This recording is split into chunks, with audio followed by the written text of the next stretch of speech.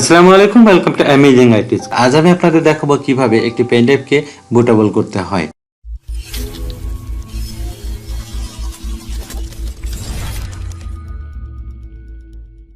এর জন্য দুটি জিনিসের প্রয়োজন হবে, একটি হচ্ছে আইএসও ফাইল এবং আরেকটি রুফুজ নামে একটি সফটওয়্যারের। তো প্রথমে আমরা দেখি যে কিভাবে আমরা আইএসও ফাইলটিকে ডাউনলোড করব। এর জন্য আমরা যে কোনো একটি ব্রাউজার ওপেন করে নিব। আমি এখান থেকে গুগল ক্রোম ব্রাউজারকে ওপেন করে নিলাম। তারপর এখানে গিয়ে টাইপ করব উইন্ডোজ 10 ডাউনলোড।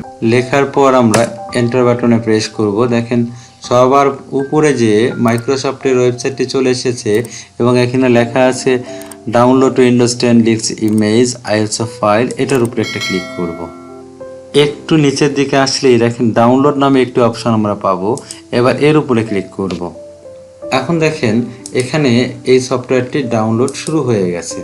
এবার এখানে আমরা একটা ক্লিক করব। এখন দেখেন এখানে গেটিং ফিউ থিংস রেডি এরকম একটা অপশন এসেছে, এটি একটু অপেক্ষা করতে হবে। এখন দেখেন এখানে অ্যাকসেপ্ট নামে একটি অপশন আছে, আমাদেরকে এই অ্যাকসেপ্টে ক্লিক করতে হবে।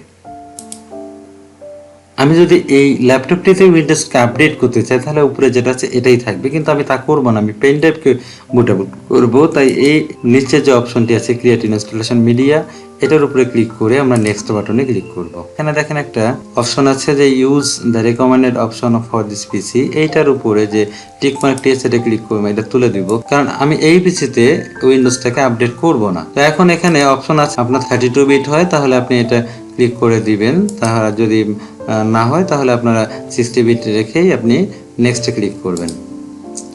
এরপর দেখেন এখানে দুটো জিনিস আছে, ইউএসবি প্লাস ড্রাইভ আর একটা আছে আইএসও ফাইল। আমরা আইএসও ফাইল এটাকে সিলেক্ট করে দিয়ে নেক্সটে ক্লিক করব। এখন কোথায় এটা রাখবেন সেই ড্রাইভটা এখানে সিলেক্ট করে দিবেন। আমি একটা ড্রাইভ সিলেক্ট করে দিলাম। এবার এখানে সেভ যে অপশনটি আছে এটাতে ক্লিক করব। এখন দেখেন এখানে পার্সেন্টেজ কাউন্ট হচ্ছে, আর ডাউনলোড হতে বেশ সময় লাগে। আমার আইএসও ফাইলটি ডাউনলোড হয়ে গেছে। এবার আমি আবারও একটা নতুন ট্যাব নেই, এখানে টাইপ করি রুফুজ, RUFUS।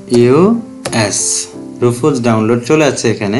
এটা এখানে এন্টার বাটনে প্রেস করব। আবার দেখেন রুফুজের যে ওয়েবসাইটটি এটা সবার প্রথমে চলে আসছে, এটার উপরে আবার ক্লিক করব।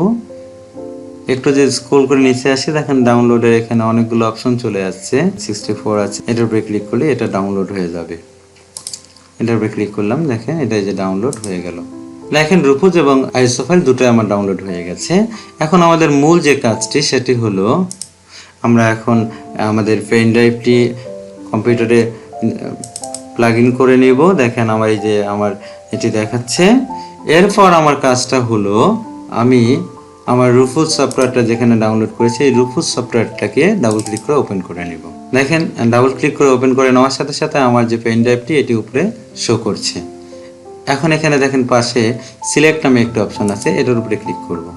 ক্লিক করার পর আমার উইন্ডোজের আইএসও ফাইলটি যেখানে আছে এটাকে সিলেক্ট করে নিব। সিলেক্ট করে নিয়ে এখানে ওপেনে ক্লিক করে দিব।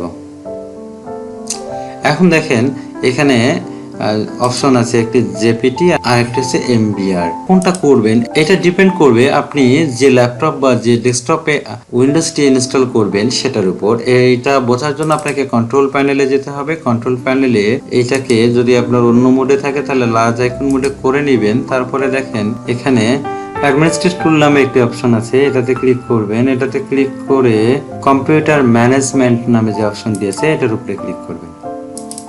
এটাতে ক্লিক করলে আপনি দেখেন এই যে এখানে ডিভাইস ম্যানেজার নামে একটা অপশন আছে, এটাতে ক্লিক করবেন। এটাতে ক্লিক করার পরে দেখেন এখানে ডিস্ক ম্যানেজমেন্ট নামে একটা অপশন আছে, এর উপরে ডাবল ক্লিক করবেন।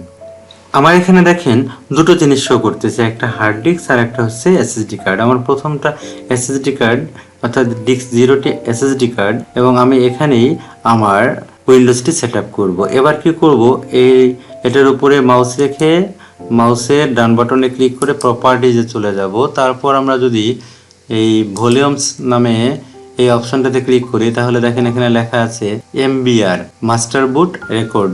আমাকে এখন এটাকে এমবিআর মোডে করে নিতে হবে। আমি যদি এইটা করতে চাই তাহলে আমরা এখন এগুলো কেটে দিয়ে এটাতে চলে যাই, দেখবেন আপনারটা কি দেখায় সেটা করবেন আপনি।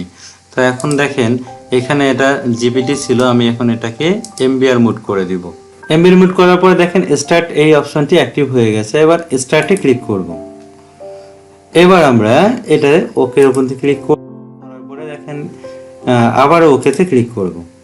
এখন এটি দেখেন এটা কাজ শুরু করে দিয়েছে। এই দেখেন আমাদের আইএসও ফাইলটি কমপ্লিটলি কপি হয়ে গেছে।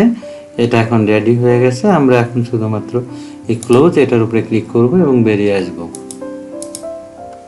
এখন দেখেন আমরা যদি এইটাতে মেইন ড্রাইভটাতে যাই, দেখেন এটা হয়ে গেছে। এটার উপরে ডাবল ক্লিক করলে আমরা দেখতে পাচ্ছি সেটআপ নামে অপশনটি চলে যাচ্ছে, অর্থাৎ এটা বুট সেটআপের জন্য কমপ্লিটলি রেডি।